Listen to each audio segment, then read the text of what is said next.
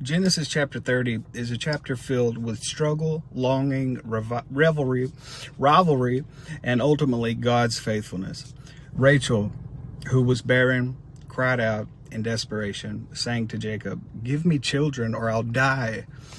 And in her sorrow, she wrestled with the pain of not being able to bear children, while her sister Leah, on the other hand, continued to give birth. Out of this deep desire, both Rachel and Leah gave their maidservants to Jacob, and children were born through them as well.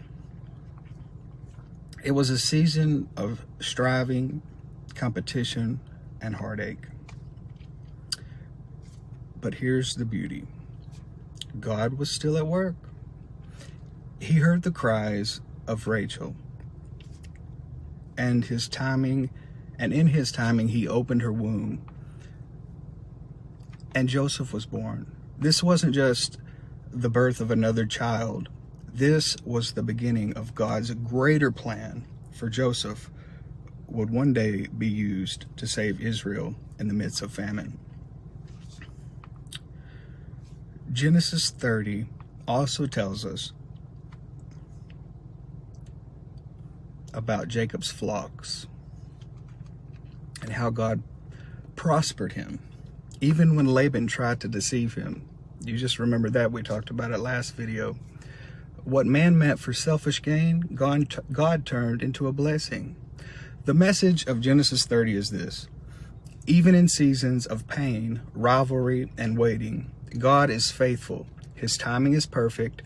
When it seems like life is unfair, or when others prosper while we struggle, God is still writing out a bigger story. Out of Rachel's waiting came Joseph. Out of Jacob's hardship came abundance. And out of your trial today, God is preparing a beautiful testimony. Listen, Genesis 30 reminds us to trust his plan. Even when we don't understand it, God hears the cries of his people. And in his time, he brings forth fruit, joy, and purpose, just like he will in your life today, if you will trust him and believe him. In Jesus' name.